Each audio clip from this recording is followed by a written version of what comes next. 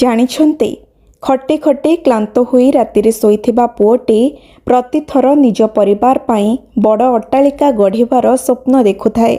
କିନ୍ତୁ ନା ତା ପାଖରେ ଥାଏ ଧନର ବଳ, ନା ପୂର୍ବ ପିଢ଼ିର ସମ୍ବଳ।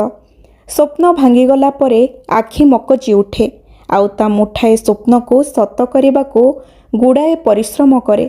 ଦିନସାରା କାମ କରେ, କେବେ କ୍ଳାନ୍ତ ହୁଏ, କେବେ ନିରାଶ ମଧ୍ୟ ହୁଏ। କିନ୍ତୁ ସେ ଅଟକେ ନାହିଁ, କାରଣ ସେ ଜାଣେ ଆଜିର ପରିଶ୍ରମ ହିଁ କାଲିର ସଫଳତା।